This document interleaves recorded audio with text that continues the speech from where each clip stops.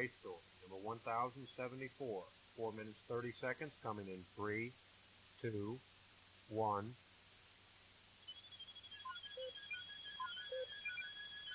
On the 15th anniversary of Apollo 11, NASA presents The Space Story.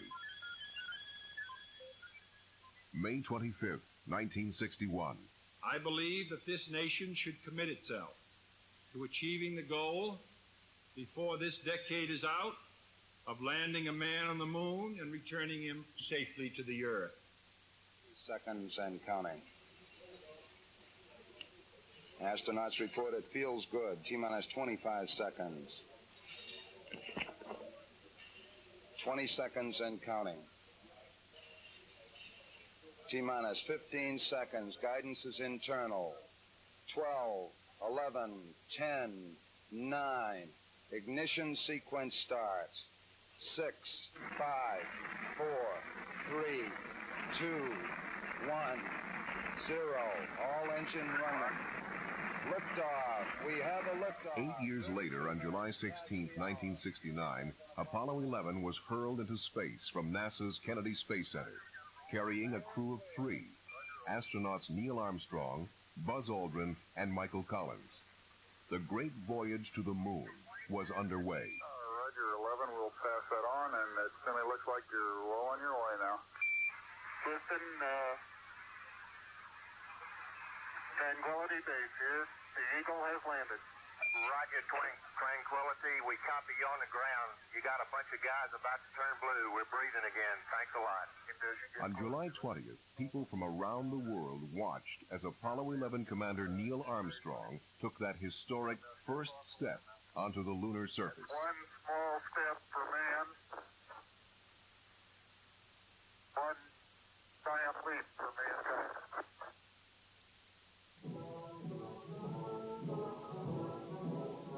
Michael Collins was the command module pilot on Apollo 11. One effect, I think, of the first lunar landing was to bring people of all nations closer together. After the flight of Apollo 11, we 3 crew members took a very quick trip around the world. We visited some 22 countries in slightly over a month's time. And we noticed that everywhere we went, no matter what the country, no matter what its politics, the people there seemed to identify very closely with us and with the Apollo program. They felt part of humankind's first step out onto the surface of another planet. And I think that flight of Apollo 11 did make the world a little bit smaller and a little bit friendlier, and did give it a feeling of unity that had not existed before. The late Dr. Werner von Braun, then director of NASA's Marshall Space Flight Center. We knew vaguely that it could be done. When you consider that a typical Saturn Apollo flight to the moon includes approximately 6 million parts, each of one must work, and the failure of each of one can cause disaster. And you are working in a new field of technology. Everything is unprecedented, and yet you are working under a limited budget against a hard time schedule. All is quiet on the moon right now, but the legacy of Apollo is with us forever. Historian Dr. Arthur M. Schlesinger summed it up this way. If historians 500 years from now looking back remember the 20th century, it will be because the 20th century was where man first began to break his terrestrial bonds and begin the exploration of space. And the generation which is coming of age in the 60s will be the generation which began as the last earthbound generation and saw in their own lifetimes the shift from man as a creature of a single planet to man beginning an exploration of space. On the 15th anniversary of Apollo 11, NASA has presented The Space Story.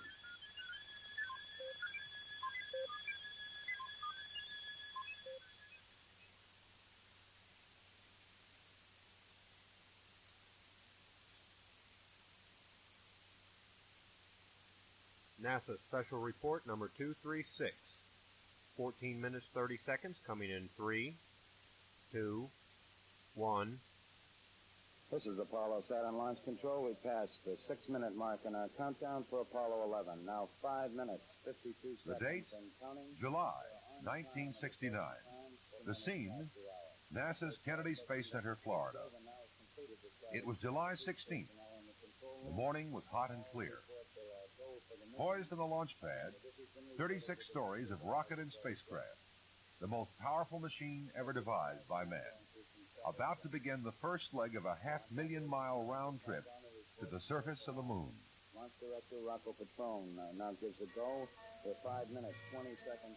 High on top of the Apollo 11 stack, inside the 12 by 12-foot cone-shaped command module, 3 modern-day explorers, Armstrong, Collins, and Aldrin, were completing final preparations and checkout for launch. Their mission had evolved from the drawing boards to reality in slightly more than 8 years' time. The assignment was clear: land on the moon and return safely to Earth.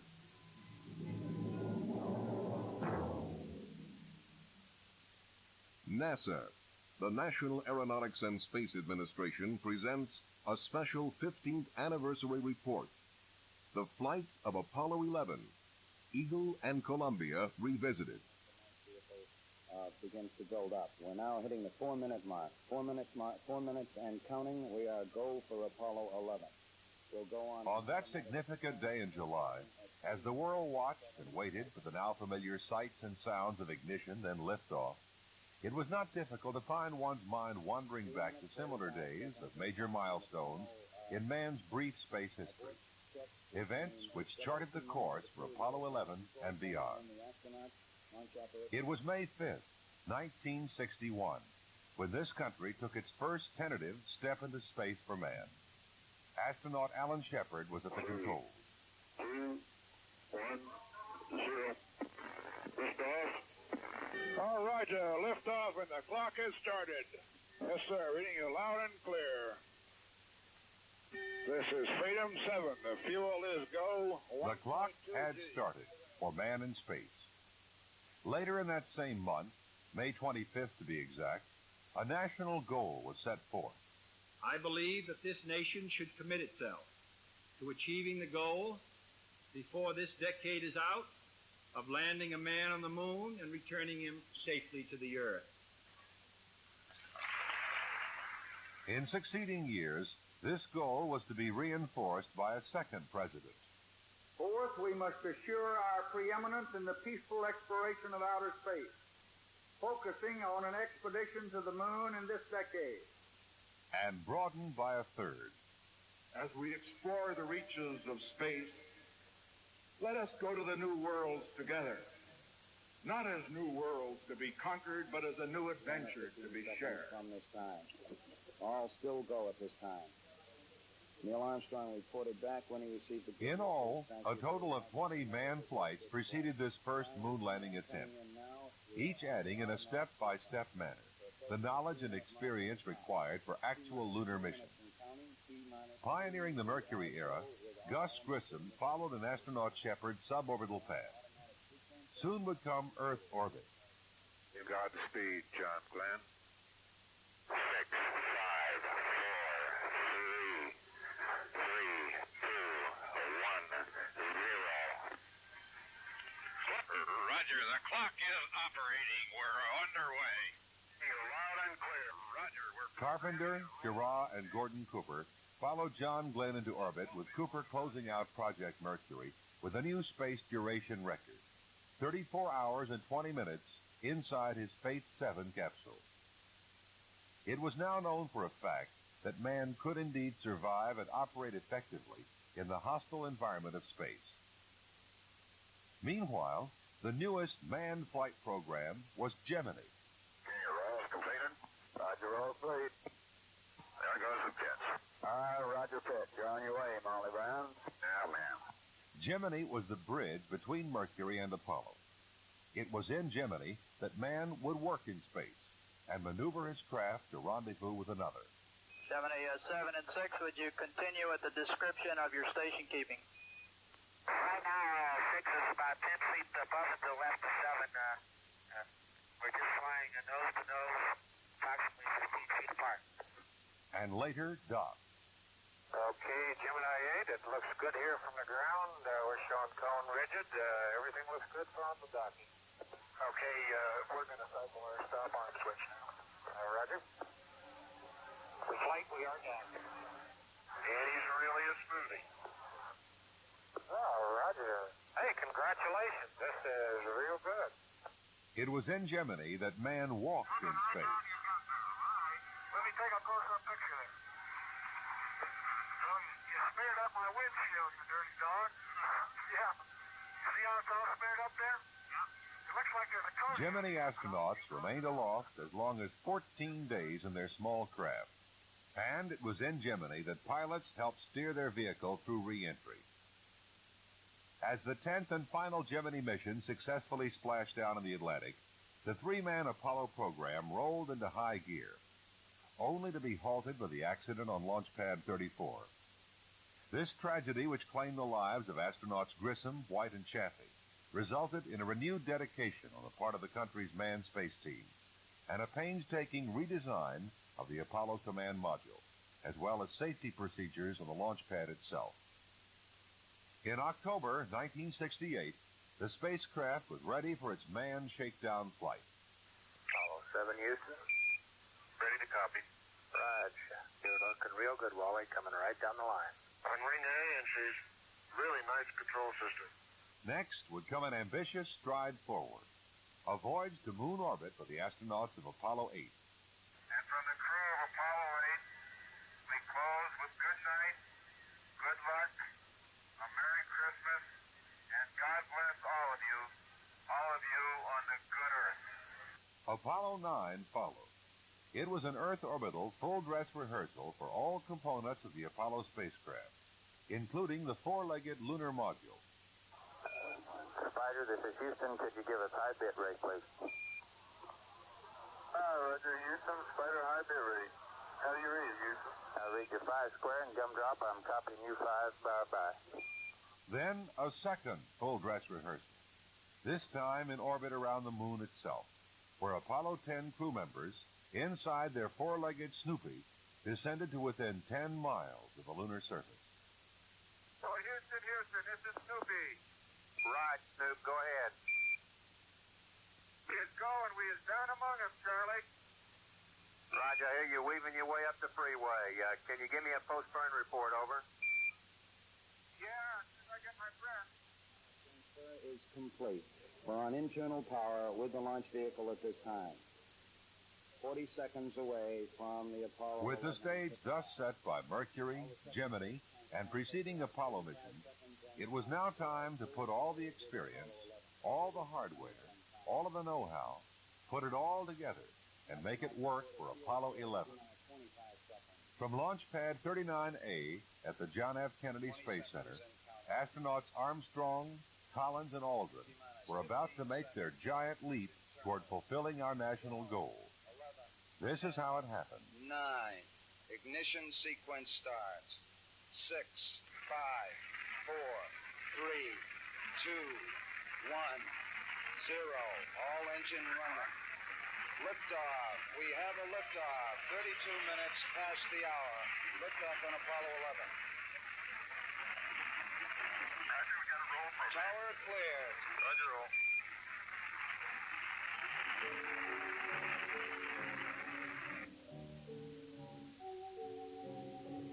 Apollo 11, this is Houston. You are confirmed to go for orbit.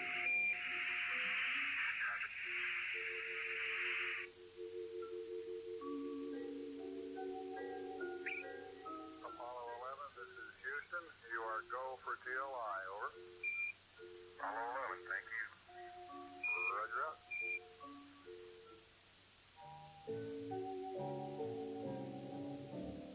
Apollo 11, this is Houston. All your systems are looking good going around the corner. We'll see you on the other side, over. Roger. Everything looks okay up here. Roger out. And we've had loss of signal as Apollo 11 goes behind the moon. Madrid, AOS. Hey, loud clear, Houston. Now what? It was like perfect. Houston, Columbia, reading you loud and clear. How many? Bye, Mike. How did he go? Over. Listen, baby, everything's going just swimmingly. Beautiful. Great. We're standing by for Eagle. Good Eagle, how do you read? Bye, Eagle. We're standing by for your burn report, over. Roger, the burn was on time.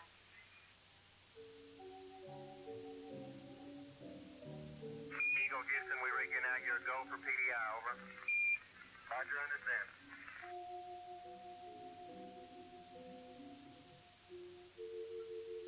We're go. Same tight. We're go.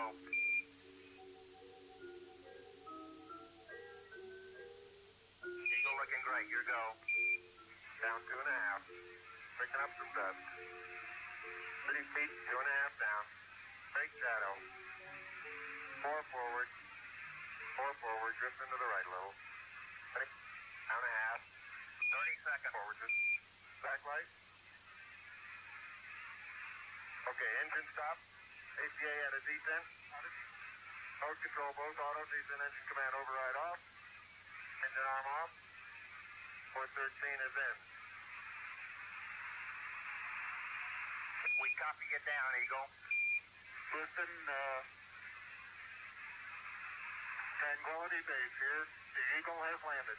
Roger, Tranquility. We copy you on the ground. You got a bunch of guys about to turn blue. We're breathing again. Thanks a lot. Yeah, I'm going to step off the limb now. That's one small step for man. One giant leap for mankind.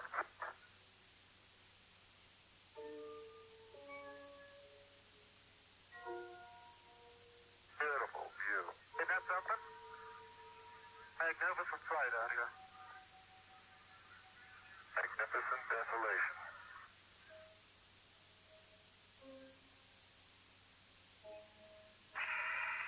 Hello, Neil and Buzz.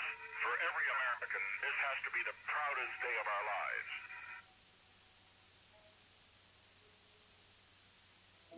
Tranquility Base, Houston.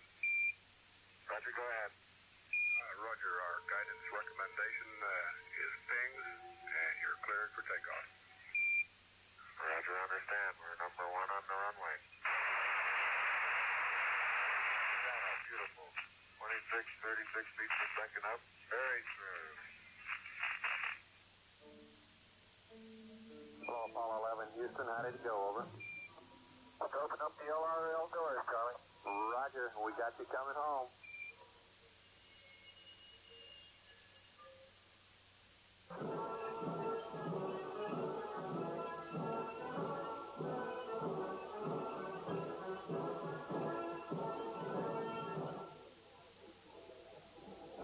Neil, Buzz, and Mike, I want you to know that I think I'm the luckiest man in the world.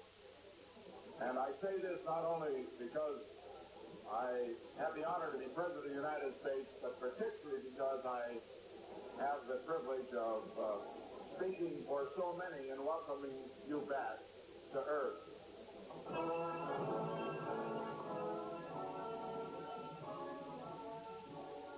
Listen,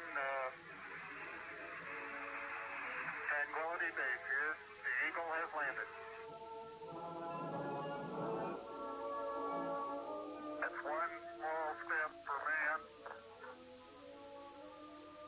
One giant leap for mankind.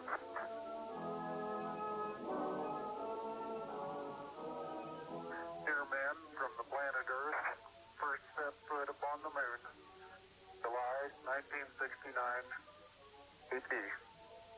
We came in peace for all mankind. It has the crew members' signatures and the signature of the President of the United States.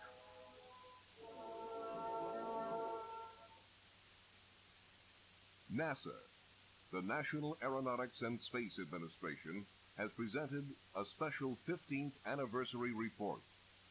The flight of Apollo 11, Eagle and Columbia Revisited.